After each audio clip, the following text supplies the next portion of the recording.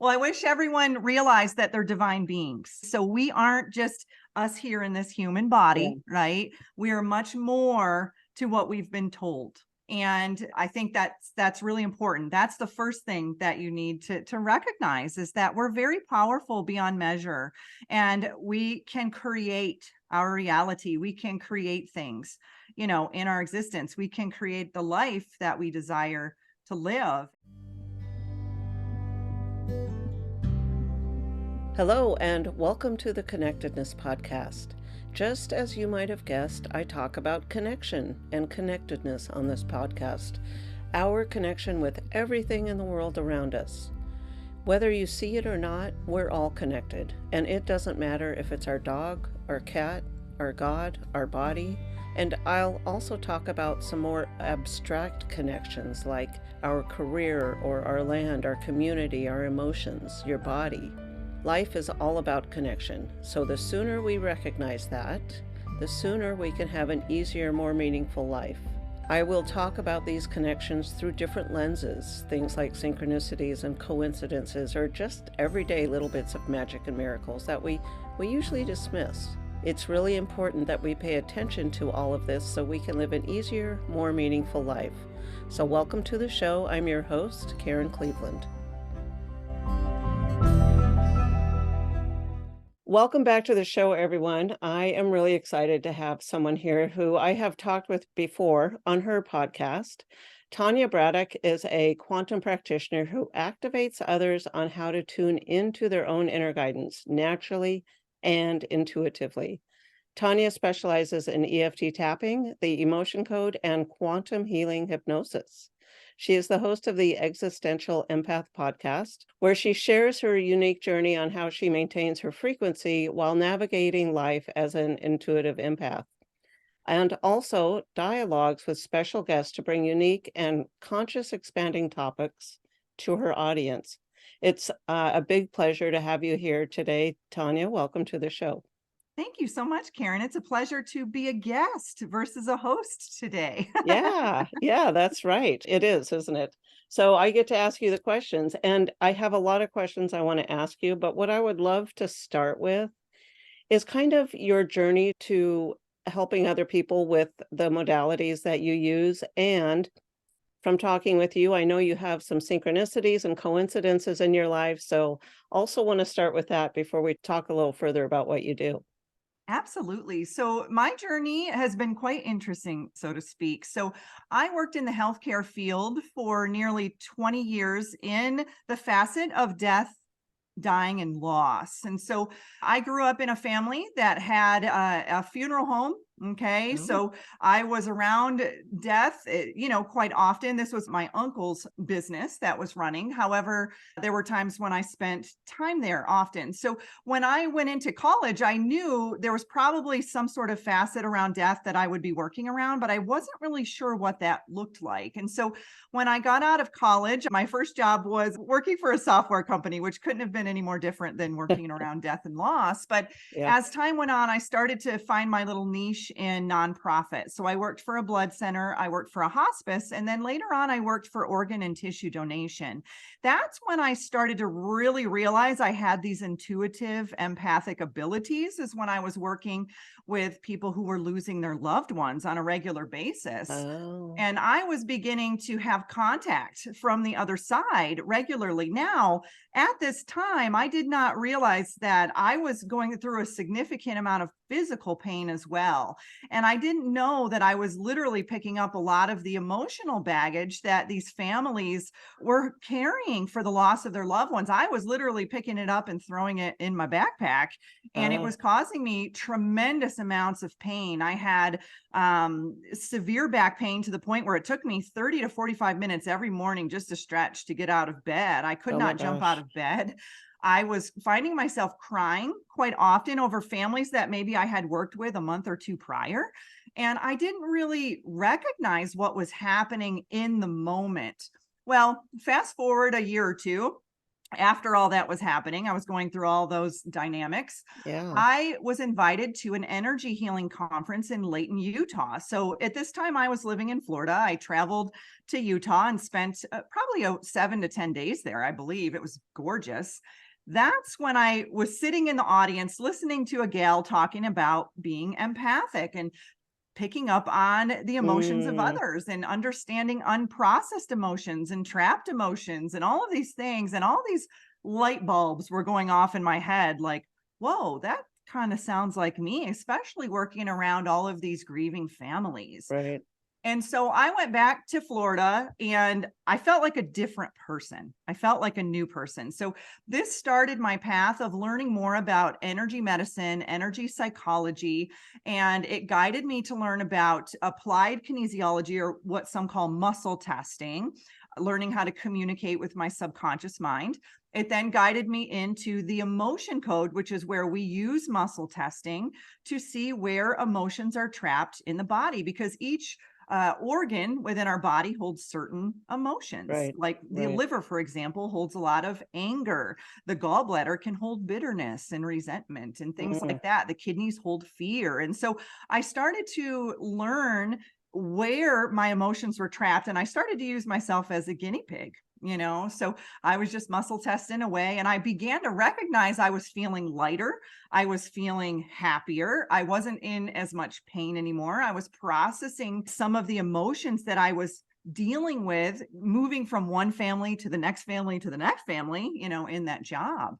And so that led me down a path of, I had actually manifested this, not knowing about manifesting at the time or the law of attraction, but I used some of these techniques to manifest a free EFT tapping week-long stay at Disney. oh my Okay. gosh. So At it was Disney? amazing. So yeah, Dawson Church was there, all of these Oh, kind of wow.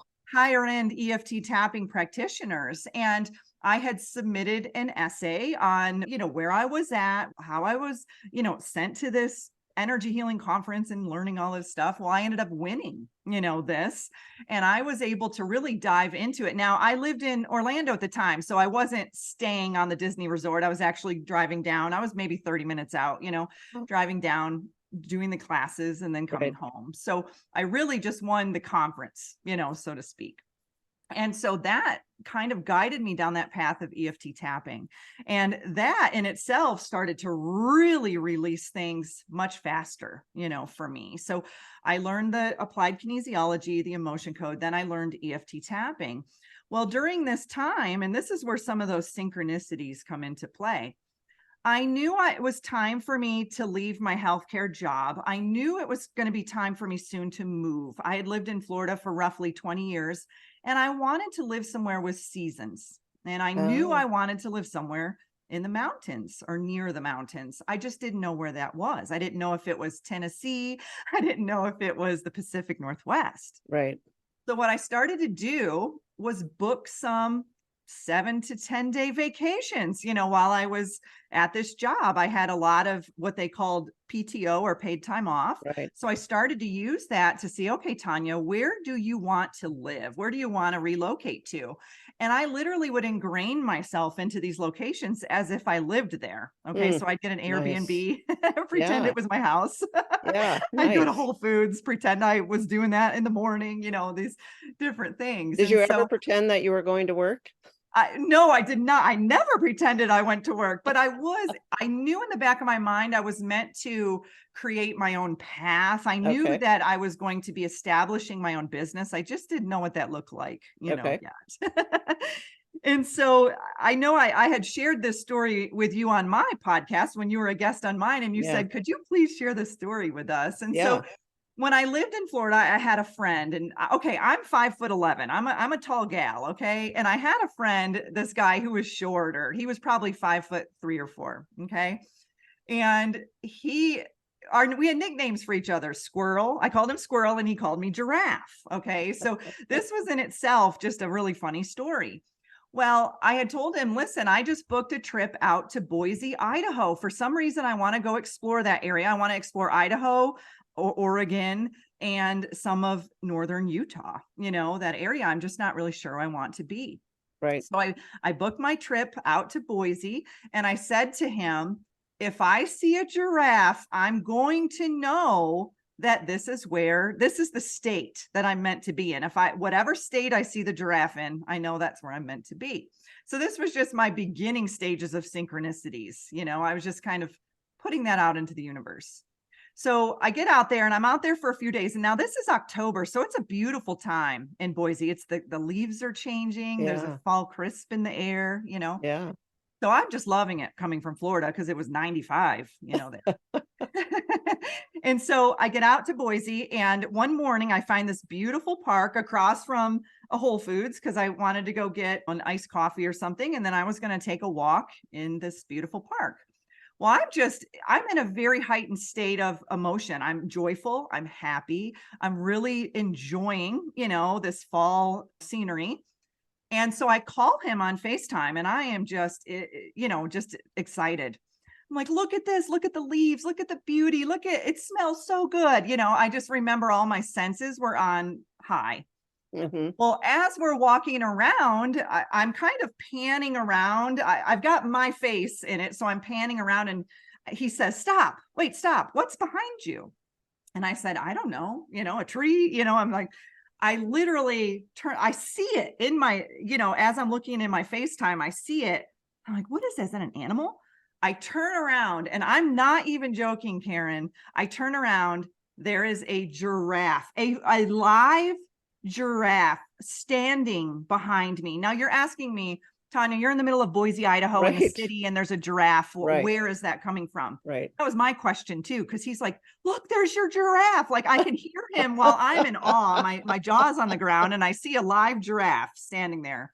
Wow. Well, I go to walk over to it and realize that I'm actually in a zoo. Okay, so this park is a zoo. And I had no clue. I just thought beautiful park, pretty bridge, nice scenery, Yeah. gorgeous trees. I was guided to that. Yeah. Well, then as I walk around the corner, there's 2 giraffes, in there. Oh. So I'm tearing up. I am like, oh my goodness, the universe has showed me this sign. Like I know this is where I'm meant to be. So fast forward a little later, I get back to Florida, and I am on mission, move to Boise, Idaho. Okay. I'm like, okay, I'm going to make this happen. Well, nothing was working. Nothing was working. And I thought, the universe showed me this sign. I set this intention. The universe showed me the sign, but you've got to remember what I said. I said, if I see a giraffe, that's the state I'm supposed to live in. Right. Not the town. Uh-huh. So what ended up happening, now this is funny. This is where another synchronicity comes into play, because I'm trying to make things happen in Boise, and it's just round peg, square hole, not happening. So I have a Toyota. So I take my car to the dealership. I traveled a lot for work. So I was in there often just getting oil changes and tire rotations. Well, I got to know the gal who always took care of me. Her name was Jackie. Well, I come up to the service desk, and I say, hi, Jackie, how you doing? I said, this might be my last service request. I need to do a whole bunch of stuff to my car because I'm going to be moving out west, and I was already planning this.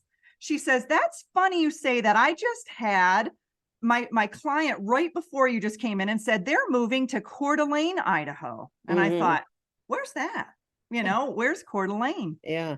So I felt goosebumps in my body the moment she said that. And I said, that's really strange. I just got back from Boise, and I'm working on moving out to the Pacific Northwest, whether it be Washington, Oregon, or Idaho. So, I had taken that as that was a really weird coincidence, right? That she mentioned that out of the blue. So I get home, start plugging in the computer, Coeur d'Alene, and everything that I envisioned in my mind before even traveling to Boise, before coming to Utah, was what I wanted. Okay.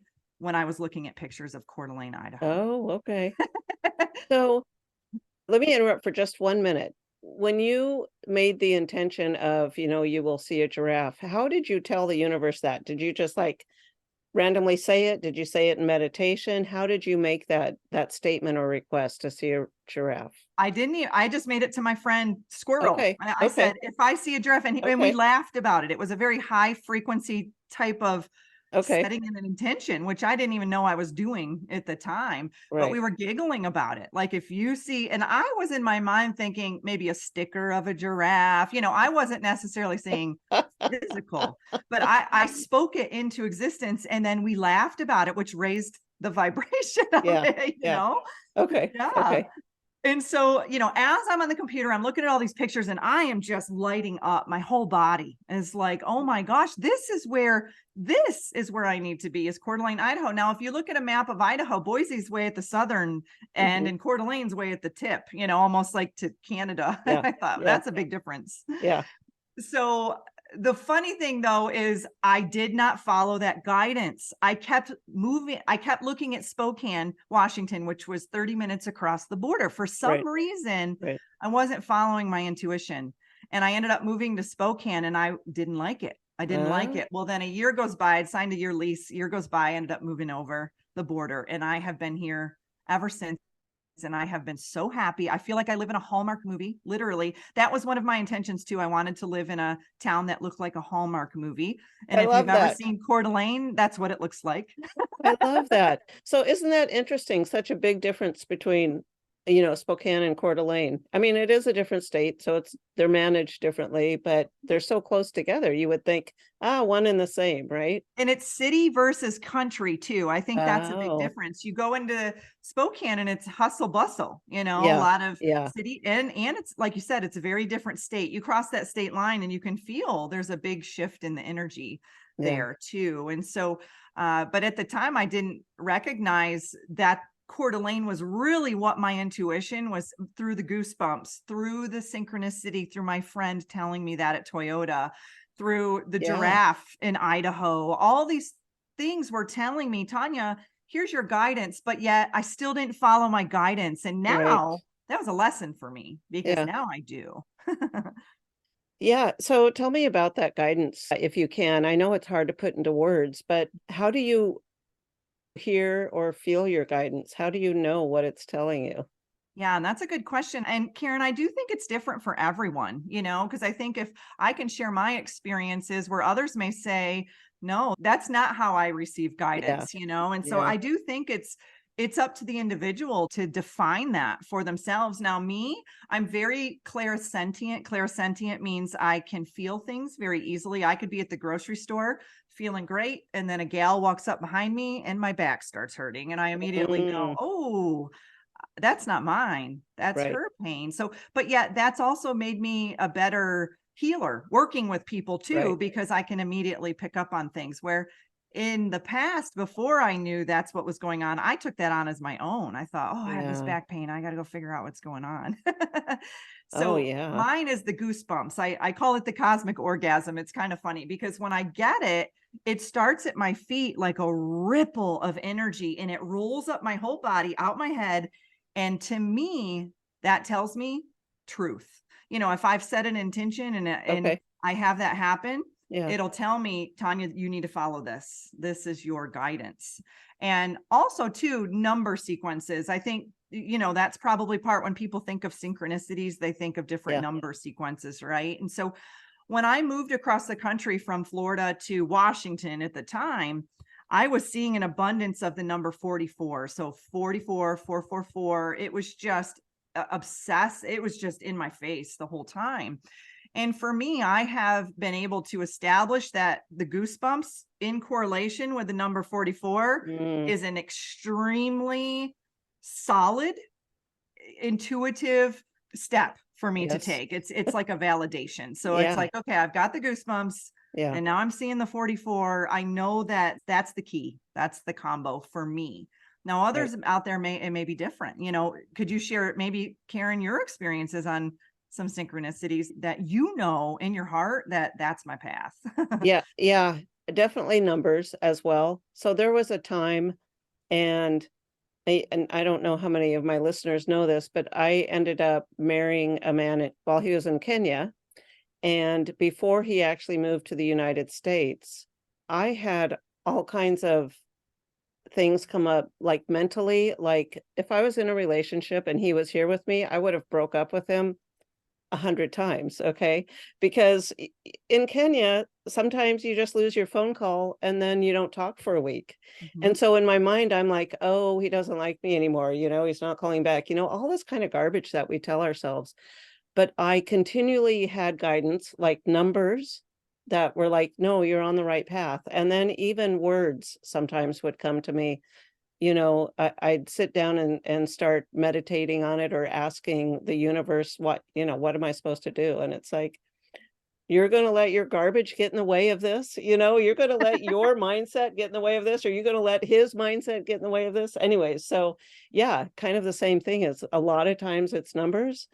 Sometimes I've come to notice that it's my feeling too. Like if I'm feeling nauseous, I know I'm telling myself a lie about something. Ooh, Yeah.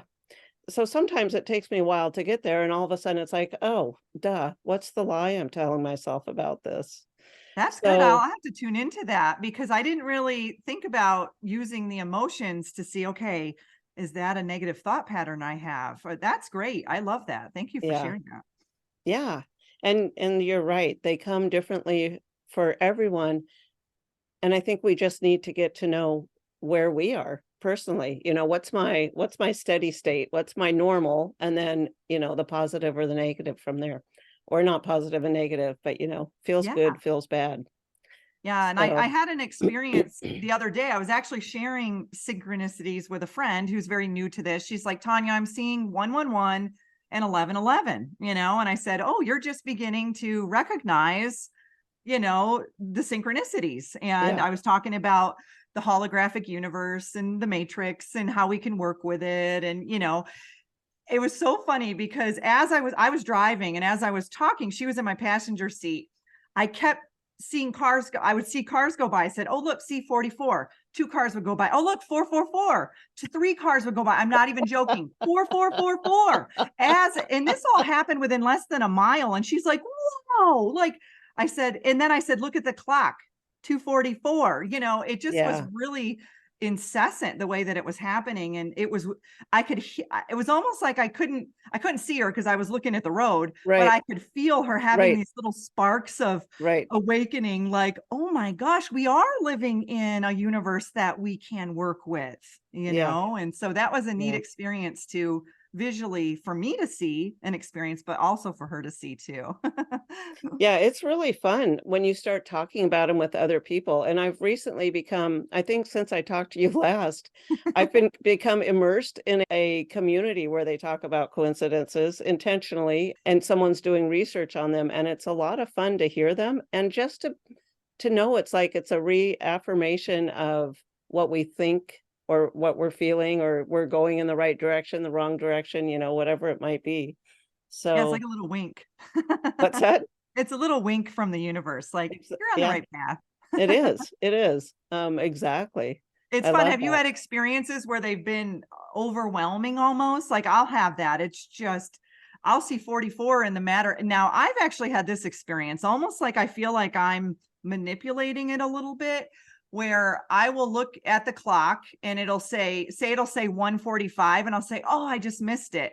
Turn my head, look back, says 1:44, turn my head, look back again, says 1:46. Oh. And I'm like, "Oh, like, did my subconscious just literally mess with me?" And I have Yeah. that happen.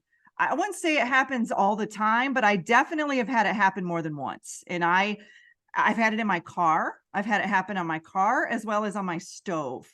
And I Oh, am like, interesting. "Oh my goodness, like, is that part of our manifesting?" Yeah, Like that's us shifting and molding the matrix, working with it and yeah. having it be malleable. And those are the times when I perk right up because I'm like, "Whoa, did I just do that?" Have you had other experiences where you feel like time has shifted like that? Like, I remember I had one experience where I ended up going on a trip by myself because the person that was going with me just thought the weather was too bad and he didn't want to go. And so I went, and my daughter worked where I was going. And anyways, I did a bunch of personal work, healing work on the boat. It was a 4-hour ride to see her. And by the time I got there, she tells me, "Oh, here, they upgraded you to this wonderful room. And I'm like, what, thinking to myself, why didn't you tell me that before? And I knew it was because she might not have known it before I got on the boat, right? But it actually, she said, happened weeks ago. But anyways, it's like I Interesting. just kind of knew that the timeline just kind of warped a little bit and things worked out a little differently. So, I've actually had that happen where people have told me that they've had a full-blown conversation with me, and I was like, "No, you did not." Like, that's and then now I begin to realize it was me in another timeline, right? It was me in yeah, a parallel reality, and the more that you understand that we have the opportunity to shift our timeline any now moment right now, we can do that. And it sounds like if you're doing healing work, you shifted your yeah, frequency enough to yeah, anchor yourself into another timeline. yeah. And I'm actually starting to do some podcasts. I've been been reached out by some people, and I'm going to start talking about multidimensional detoxing on how to quantum leap into new timelines, because Wow, multidimensional meaning physical, mental, emotional, and spiritual. And this will help you shift into these new timelines, into quantum wow. leap in a way to raise your frequency or to expand your vibration. And I've been doing this myself, not even really recognizing that I was doing it. But now I'm definitely more consciously aware of what some would call glitches in the matrix. It's really just a glitch in my matrix, because we each have our own matrix, right? Yeah, It's our own yeah, universe. Because I think yeah, people get hung up on the matrix like there's one. It's like, no, right. we're creating it, we're working with it. Yeah. Each and every one of us have that ability to work within our own reality and to shift it. And I think once you get to a point where you even recognize you're doing it, then that's when you can step into your mastery and say, okay, how much can I really Yeah, change this? it's so fascinating, isn't it? All these things that, no one ever taught us when we were little, and maybe they didn't know, but definitely needing to get the word out. So let's talk about what you talk about and the work that you do, the healing work that you do. I'm not even sure where I want to start. I did want to talk about EFT, but I'm really curious about this quantum work you're doing and certainly the podcast that you're going to be on. What would you say is what is your favorite thing, personal thing for you to help yourself? And then what's your favorite thing when you're helping other people? Yeah, that's a good question. I think for me, my most favorite thing is to get out into nature. I think that's something that is I love it. I'm actually being a part of a group of grid workers. We're getting together and we're meeting at sacred sites, and we're actually shifting the energy of these sites, because a lot of these sites have a lot of denser, heavier energy. And so as we come together, we're learning how to use each of our unique abilities to cleanse the land. And we're getting, we're getting on ley lines, we're doing it at sacred Okay. sites, all of this really fun stuff. So for me, that's something that I enjoy. I do that a lot on the weekends. I get together here locally with people and do that. When it comes to helping others, I think a lot of it is just I love the learn teach kind of aspect to things. I love, like you and I right now, we're teaching and learning from one another, Yeah. and then Yeah. having others also do that as well, because I'm a firm believer there's not just one way or the highway. It's all based off of our own perspective. It's all based off of our own frequency and our own consciousness level, Right. right? So, when I'm working with people, I am starting to shift more from one-on-ones to more group sessions. And I think it's because, it's getting to a point where I want to be able to reach more people. So, when it comes to EFT tapping, so EFT tapping, really what you're doing is you're using hand movements on certain acupressure points. So most people are familiar with acupuncture, which is a Right. needle that they'll put into those points. Now, EFT is needleless. Okay. So you're using your fingers or even your intention. You don't even really have to tap. Some people don't like the stimulation of the tapping. But really what you're doing is, as you're tapping, you're using one hemisphere of the brain, and as you're speaking, you're using another hemisphere of the brain. So what that's doing is it's creating new neural pathways in the body, which is then resetting programs. So if you look at our our subconscious like a computer, right? There's all these different programs in there. Could be some viruses in there, Yeah. like you would in a computer. And so really what EFT is doing is it's updating those programs, right? It's getting rid of the viruses, it's getting rid of the malware, all that stuff. Yeah. And it's updating those programs to a more aligned version of you. And it's helping reset some of those belief patterns, or I call BS belief systems, right? It's all a bunch of BS. It's reprogramming those so that way you feel a little bit more aligned with your heart and your mind. But I do take it on a quantum level too. So quantum healing hypnosis it was actually created by a gal named Dolores Cannon. She's not alive anymore, but if you Google Dolores, that's a really fun rabbit hole to go down. But she was a very famous hypnotist.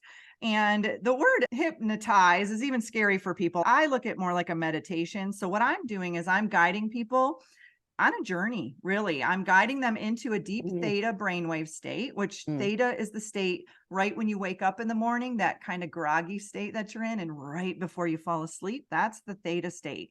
Theta is the most malleable state. That's where we can heal. That's where we can really get into the subconscious and start shifting things in okay. there. So I'll take people on a journey. They come to me with their 5 or 10 questions that they want assistance from. And that could be on any facet. Okay. It could be past lives. It could be current life. It could be galactic if you want. I even had someone tell me they wanted to meet their dragon. And I said, okay, let's do it.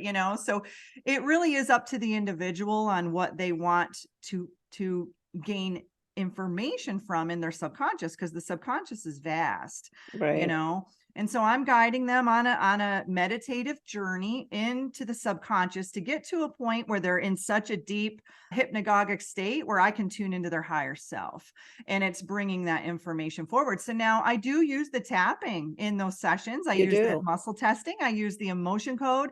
It's really neat how I've learned these modalities, and now I can kind of use them together in these states, That which is really fun. I can imagine. It never occurred to me to use tapping in hypnosis before. I mean, yeah, that kind of seems like a no-brainer, doesn't it? Well, That and I just was guided to it one day. I was just like, okay, and the person isn't tapping because they're laying there, yeah. they're Yeah. in, this is all done online through Zoom, just like you and I are. They're laying in their bed, very comfortable. They, could have headphones on so they can hear me, and I'm recording, them. Right. But yeah, so I'm literally, when I connect to them in the quantum, I'm connected to their energy, almost like a Bluetooth or a Wi-Fi, system. I'm connected to them, and I am in. We're together. We're working. My higher self is working with their higher self, and we're working together to heal them on the highest frequency possible. And Yeah. so, some really neat things, have happened, in these sessions from like EFT. It's funny because someone will come to me and say, I have anxiety on a scale of 1 to 10. It's 100. I have a lot of anxiety. We'll do a few tapping sessions through there. And then I'll say, how's your anxiety? And they say, what anxiety? Like, I Right. don't even really remember why I booked the session. So that's neat when that happens, because you've completely erased the record. Now, the way I explain EFT is, you remember the old record players with the Yeah. needle, and you'd put the needle on there. Well, sometimes the record would skip, right? And then what would most people do? They'd pick up the needle and then move it to continue Right. to play that record. Now, what Right. EFT is doing is we're actually taking the needle off, pulling that record off, and putting on a brand new record. Oh. Yeah, with no skips, right? So it's definitely just kind of wiping the old program, but yet reestablishing a new one in there that's more beneficial to the individual. Yeah, I like that. And I love EFT. I've used it for years and I credit much of my, I guess progress or healing or success to it. So what would you say to someone who, let's say back when you were in healthcare and you were feeling all these things, you didn't know you were an empath, you didn't know you were taking on all these energies. So maybe there's someone listening that thinks maybe they feel like that. Maybe they aren't feeling so good. They don't know what's going on. What would be their first step or a couple of steps to try to do more for themselves? Yeah, and that's a great question, Karen. I think one of the easiest things you can do is go sit outside in nature. So what nature will do is if you've picked up a lot of energy from others, nature is going to filter that for you. Okay? Mm, So the earth puts off a natural frequency called the Schumann resonance. Now that Schumann is in a beautiful perfect vibration with our brainwave states as well. So when, if we're under a lot of artificial lighting at work, or we're under, yeah, I worked in a hospital, I was around radiation, I was around yeah, everything, yeah, electromagnetic frequencies. So my energetic system was very imbalanced. I was always in pain, and going to the doctor, they'd tell me I had fibromyalgia. Well, I never took that as my diagnosis. I said, no, it's something else. And so right. I would notice, though, when I would go out on the weekends, I'd go on a hike or I'd go for a swim in the ocean, my pain would go away. And I thought, well, Mm, that's weird. yeah, So I started to have these aha moments that nature was very cleansing to me and very healing to me. So I would suggest, if someone is picking up on those energies and they may suspect they aren't theirs, to go spend some time in nature and see if they go away. That would be a good first thing to do, and then learn about how to cleanse your energy, learn about how to raise your vibration, learn about how to provide better self-care for yourself. Oftentimes, empaths are the people pleasers of the world. They're the ones who are right, out there trying to heal everybody but themselves, right. right? So a lot of it is turning that attention away from others, which may seem a little selfish in the beginning because you're so used to give, give, give. But now it's time to turn back in the mirror on yourself and say, how can I give to myself now in a way that is going to charge my battery versus deplete my battery? Yeah, yeah, I love that. So speaking of the empaths taking care of the others, being the people pleasers, not saying no, that kind of stuff. Do you do you have a way that people can not protect themselves, but so they go spend time in nature, they work on the cleansing, and I guess what I'm trying to ask, okay, this is a long way around, is what do you get out of it when you're helping someone else do that or learning that? Why do you do this? That's what I want to say. Why do you do this? Yeah. So really what it is okay, so we have an energetic field around us. Some call it an aura. You can call it a Merkaba. Okay. So this energetic field around us, we are human batteries. Okay. So we generate energy. Now, when as empaths, if you recognize that you have these intuitive abilities, however, your battery, it's like going to start your car and it's like not turning over. That's where you're depleted. That's a very good indication you need to recharge your own battery, Hmm. right? So as you're doing that and learning those techniques and skills, you'll begin to master your energy. So like I said, for example, my some of my friends like to do paranormal investigations here. That's something that we do. We live in Idaho and Washington. There's a lot of wild energy here. So on the weekends, we do that. What I begin to notice is I don't pick up on the negative energy of the location anymore because I've worked on my frequency enough to Mm, not vibrate or not mm, attract those energies. I will notice, though, that some of my team will. Now, mm. I will pick up on all of the information, but I won't pick up on the negative physical aspects of it. So Interesting. working on my empathic abilities, working on raising my vibration, expanding my aura, expanding my light has actually helped me protect. And I don't like to say protect because I do think that's also in the mind that you're getting attacked. That's something that's, we want to, expand our energy, fill the space, Yeah. right? And that now I notice I don't have the negative effects like I would say when I worked in the hospital setting where I was a sponge. I was a Velcro, Right. right? For all Right. of that. Now I Right. can walk into the space confidently with a strong auric shield. I call it Swiss cheese aura. If you think of Swiss cheese and there's all these little holes in it, you want to, cheddar is better, right? So just expand your aura, make it sharp cheddar. Yeah. My analogy, silly analogy. But, you really want it to be, strong, but not overbearing where you're blasting people away. It's almost Right. like the Care Bears. For those of you who used to watch the Care Bears and how they would shoot light out of their heart space, the Care Bear stare.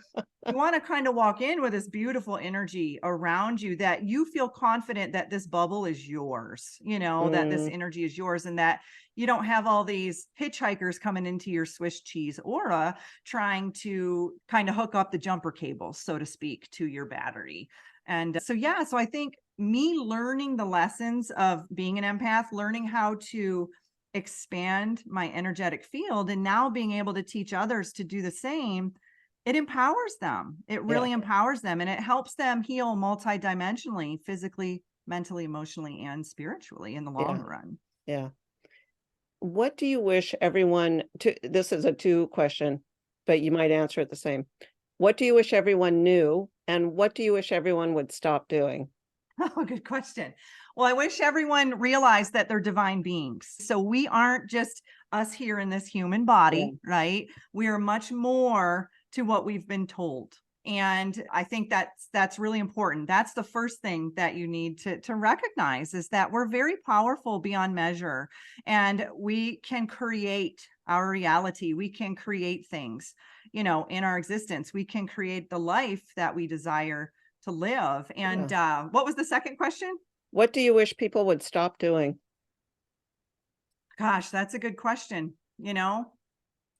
I think I wish people would stop beating up on themselves. I Yeah, really do. I think that's one area that I can definitely point a finger at myself. There was a time when and I think you talked about it early in the show, is that we beat up on ourselves. yeah, And once we realize that we're these divine beings, we shouldn't have to do that. We right. shouldn't have to do that, because we can stand in our power, and we can love ourselves, and love others too, just others being in our energetic field. If we love ourselves in a way that our beautiful energy, that unconditional love exudes out from us, others will love, they'll feel that too. They'll feel that Yeah, energy. I actually had a guest on, and that's what her whole intention is to spread love. Well, right before the show, I nice. tuned into her frequency, and I could see pink. I was hearing 528 hertz, which is the love vibration, the love frequency. And I played that in the background of our show. And even before I even met her, I was picking up on her energy. And that's how Wow, powerful her energy was. And wow. I think as we work on ourselves, on our own self-love, we will naturally ripple that out, to others. Yeah, yeah, that's fantastic. So why don't you tell me a little bit about your Sunday series that you're doing?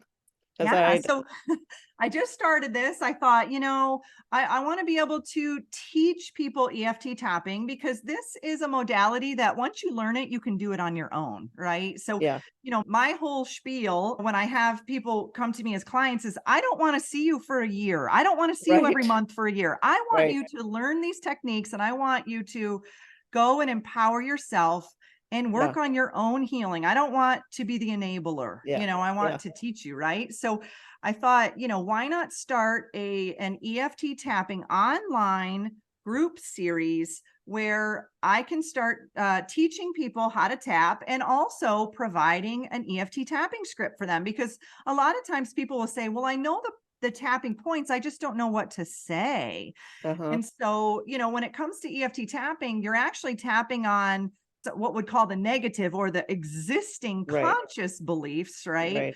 And then you're reprogramming the more positive, more healthy, beliefs in there. And so a lot of people get hung up on what to say. And so my first one will be, I'm not sure when the show will be going out, but it's going to be August 20th. And you can find it on my website, theexistentialempath.com. And it's going to be on relieving anxiety and stress. I've got one lined up on attracting abundance, overcoming OCD, as well as I just can't get out of bed is another one. Like, a lot of people are Good one. really having a hard time working in the matrix, so to speak. And they're like, I don't want to live in this life, in this reality anymore. How do I shift out of that? Yeah. And so I've got a variety of them that will be coming up. Also, overcoming grief and loss. That's going to be one that will also be a part of that too. And so if anyone is interested in that, definitely check out my website and sign up. And the power of a group session, and I'm sure Karen, you know this, the energy is much more amplified, Right.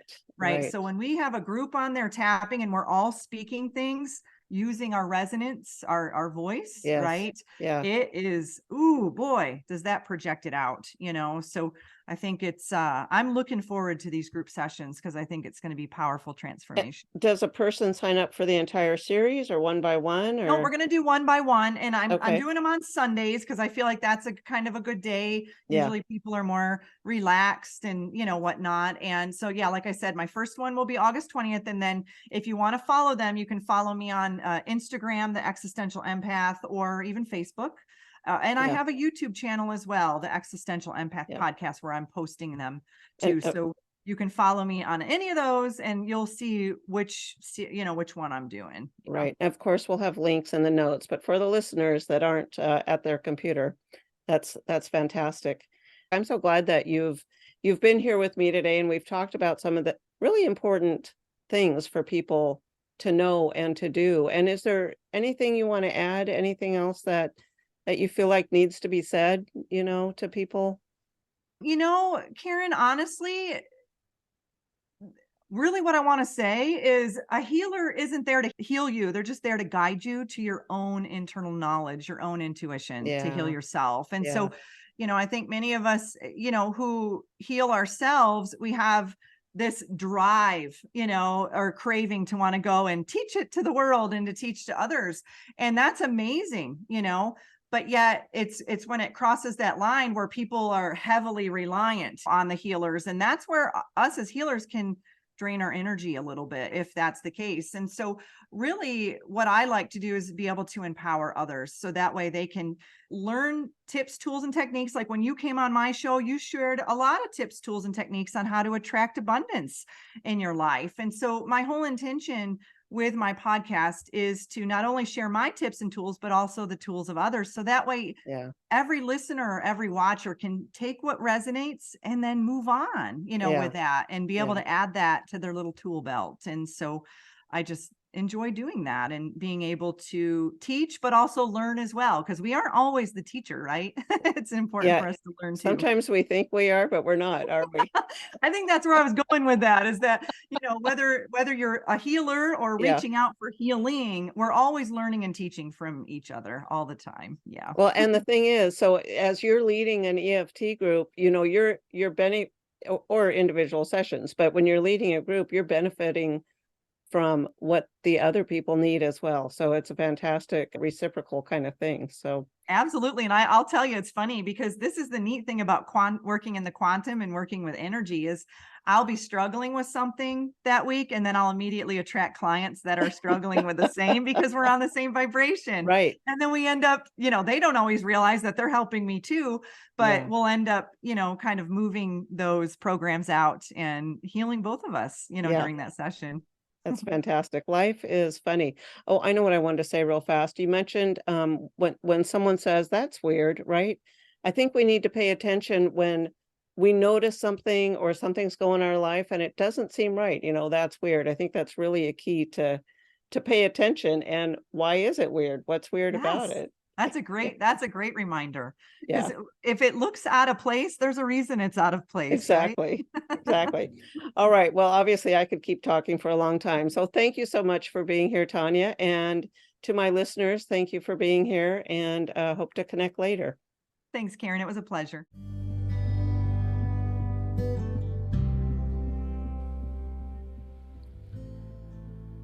If you enjoyed the show, don't forget to head over to revkarenpodcast.com. That's REVKAREN podcast.com. There you're going to find the tools for finding more meaning and happiness in your own life. Plus, if you have a story that you want to share with me, either on or off the air, be sure to look for that form. Make sure you follow me so you get notified when new episodes drop. And also, I'd love to connect with you in my Facebook group, Connectedness with Rev Karen. So head over to revkarenpodcast.com. I hope to see you there.